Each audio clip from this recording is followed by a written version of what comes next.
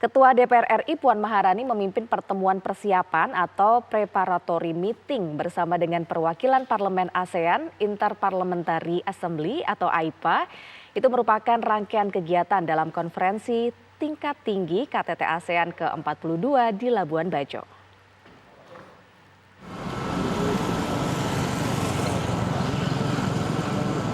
Jelang ASEAN Leader Interface Meeting, Ketua DPR RI Puan Maharani memimpin pertemuan persiapan meeting tersebut bersama perwakilan Parlemen se-Asia Tenggara yang tergabung dalam AIPA. Turut hadir diantaranya Ketua DPR Vietnam, Nguyen Duc Hai, Ketua DPR Laos, Saunton Sayachak, perwakilan Parlemen Malaysia Dato' Johari bin Abdul, dan perwakilan Parlemen Singapura Desmond Chow, dan beberapa perwakilan parlemen negara lainnya.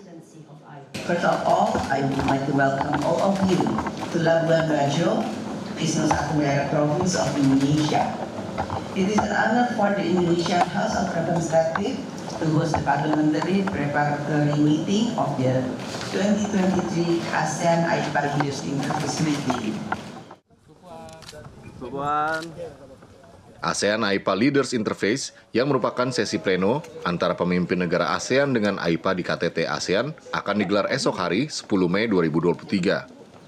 Puan mengatakan interface ASEAN AIPA merupakan forum penting sebagai wadah dialog dan kerjasama antara para pemimpin negara dan parlemen ASEAN yang tergabung dalam AIPA. Dalam preparatory meeting ini, seluruh delegasi yang hadir akan meninjau draft awal pesan AIPA atau AIPA Message yang akan disampaikan di ASEAN AIPA Leaders Interface. AIPA Message atau pesan AIPA yang sudah disetujui oleh seluruh perwakilan Parlemen Asia Tenggara akan dibacakan oleh Puan di depan 11 pemimpin negara ASEAN.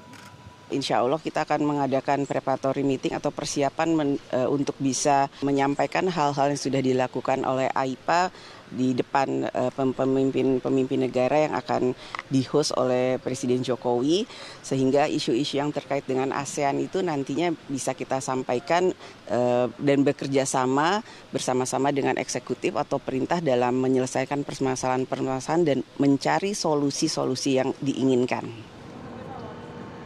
Dari Labuan Bajo, TV One mengabarkan.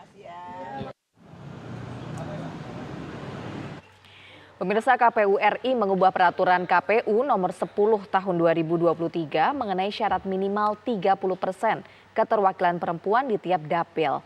Perubahan itu disepakati oleh 3 lembaga usai melakukan rapat bersama, dan berikut pernyataan Ketua KPU RI Hashim Asyari.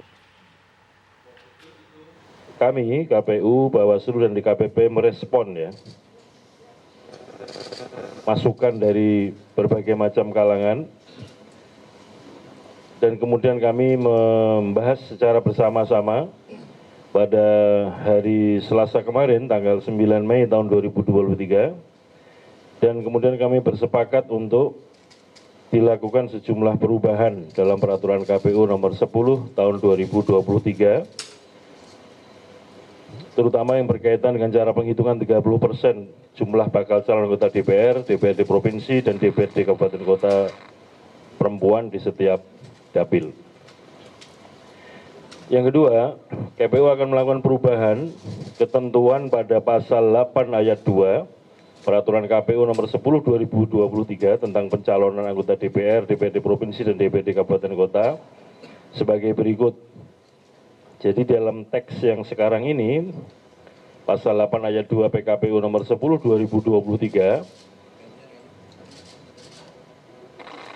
berbunyi bahwa dalam hal penghitungan 30% jumlah bakal calon perempuan di setiap dapil menghasilkan angka pecahan, maka apabila 2 tempat desimal di belakang koma bernilai A kurang dari 50, hasil penghitungan dilakukan pembulatan ke bawah, atau B 50 atau lebih, hasil penghitungan dilakukan pembulatan ke atas.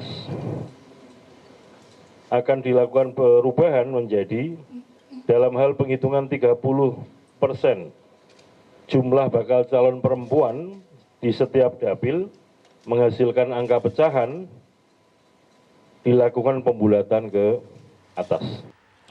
Pemirsa, forum alumni di Universitas Indonesia mendeklarasikan diri untuk mendukung Gubernur Jawa Tengah Ganjar Pranowo sebagai calon presiden 2024-2029.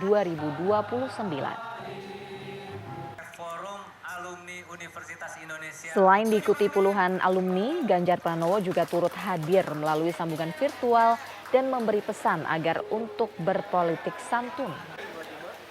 Deklarasi Forum Alumni Universitas Indonesia yang digelar di kawasan Kemang, Jakarta Selatan dihadiri oleh puluhan alumni dari berbagai angkatan. Calon presiden yang diusung Partai PDI Perjuangan Ganjar Pranowo turut hadir melalui sambungan virtual.